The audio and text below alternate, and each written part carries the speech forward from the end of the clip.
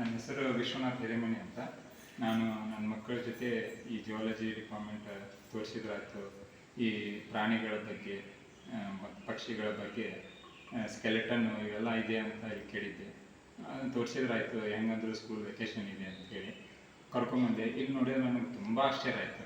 ಯಾಕಂದ್ರೆ ಬರೀ geology KCD ಒಳಗೆ ಜಿಯಾಲಜಿ ಡಿಪಾರ್ಟ್ಮೆಂಟ್ ಕೇಳಿದ್ದೆ, ಆದರೆ ಇಷ್ಟೆಲ್ಲ ಆ್ಯನಿಮಲ್ಸ್ ಇದೆ, 2-3 ಸಾವಿರ ಆ್ಯನಿಮಲ್ಸ್ ಇದೆ ಅಂತ ನಾನು ಕೇಳಿರಲಿಲ್ಲ.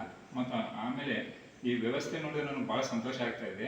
ಎಲ್ಲ ಪ್ರಾಣಿಗಳನ್ನು, ಪಕ್ಷಿಗಳನ್ನು, ಹಾವುಗಳನ್ನು ತುಂಬ ಚೆನ್ನಾಗಿ ಕೆಡದಾಗೆ ಅವನ್ನ ಸಂರಕ್ಷಣೆ ಮಾಡಿ ಇಟ್ಟಿರೋದು ನನಗೆ ಭಾಳ ಸಂತೋಷ ಆಗ್ತಾ ಇದೆ.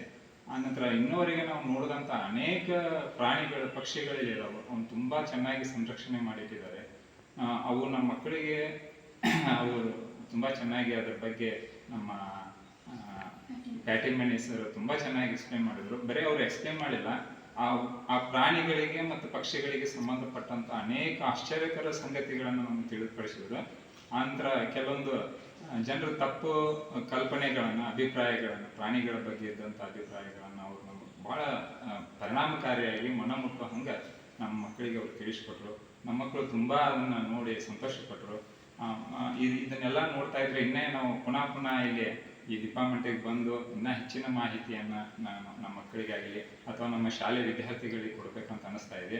ಮುಂದಿನ ದಿನಗಳಲ್ಲಿ ನಮ್ಮ ಶಾಲೆ ವಿದ್ಯಾರ್ಥಿಗಳನ್ನು ಕರೆದುಕೊಂಡು ಈ ಒಂದು ಡಿಪಾರ್ಟ್ಮೆಂಟಿಗೆ ಬಂದು ನಾನು ಖಂಡಿತವಾಗಿ ನನ್ನ ಮಕ್ಕಳಿಗೂ ಸಹಿತ ಈ ಮಾಹಿತಿಯನ್ನು ತೋರಿಸ್ತೀನಿ. ಮತ್ತು ಇಲ್ಲಿ ಈ ವೆಕೇಷನಲ್ಲಿ ನಾವು ಇಲ್ಲಿ ಬಂದಿರೋದು ನನಗೆ ತುಂಬ ಸಂತೋಷ ಅನುಭವ ಆಗ್ತಿದೆ. ಮತ್ತು ಇಲ್ಲೇ ತುಂಬ ಕ್ಲೀನಾಗಿ ಇಟ್ಟಿದ್ದಾರೆ.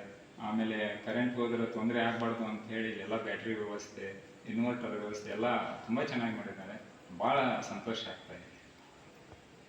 ಧನ್ಯವಾದ.